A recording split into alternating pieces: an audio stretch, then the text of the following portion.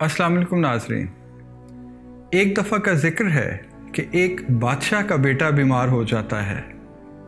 हर मुमकिन इलाज करवाया जाता है लेकिन वो ठीक नहीं हो पाता।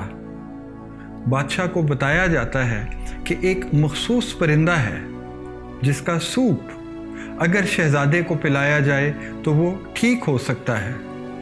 वो मखसूस परिंदा साल में एक मरतबा मशरिक़ से मग़रिब की जानिब परवाज़ करता है। बहुत बुलंदी पर उड़ता है। सब्ज़ा और हरियाली उसकी कमज़ोरी है जिसको देखकर वो नीचे आता है और उसको पकड़ा जा सकता है। ये सुनकर बादशाह हुक्म जारी फरमाता है कि फ़ौरी तौर पर एक वादी में दरख्त, पौधे और सब्ज़ा लगा दिया जाए। परिंदा अपने मखसूस वक्त पर मशरिक़ से अपनी परवाज़ का आगाज़ करता है तो थोड़ी ही दूर उसको कुछ शाहीन भी उसी सिमत जाते हुए नज़र आते हैं। परिंदा उनके साथ मिलकर अपने सफ़र को जारी रखता है। जिस वक्त वो उस सब्ज़ वादी के ऊपर पहुंचते हैं तो अपनी तबीयत के मुताबिक परिंदा उन शाहीनों से कहता है कि क्यों ना कुछ देर इस वादी में रुक कर आराम कर लिया जाए। तो शाहीन उसको कहते हैं कि नहीं, अब मंजिल पर पहुंचकर ही हम आराम करेंगे। तो ये काफ़िला अपनी परवाज़ जारी रखता है और नीचे नहीं आता। एक कोहराम बर्पा हो जाता है कि अब 1 साल और इंतज़ार करना पड़ेगा।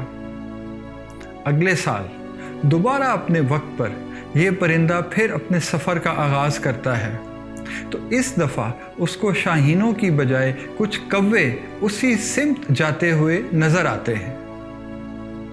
ये परिंदा उन शाहीनों की बजाय इस दफ़ा उन कव्वों के साथ अपने सफ़र को जारी रखता है। जिस वक्त ये उस वादी के सामने पहुंचते हैं तो इस दफ़ा वो कव्वे इस परिंदे को कहते हैं कि क्यों ना यहाँ पर कुछ देर आराम कर लिया जाए।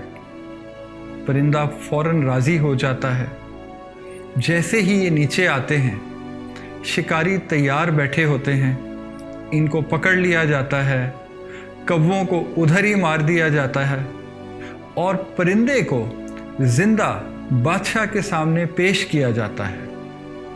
बादशाह उस परिंदे से पूछता है कि ज़िंदगी तो तुम्हारी अभी ख़त्म होने वाली है, लेकिन मैं तुमसे एक सवाल पूछना चाहता हूँ कि पिछले साल तुम हमारे काबू नहीं आए, इस साल तुम हमारे काबू कैसे आ गए हो?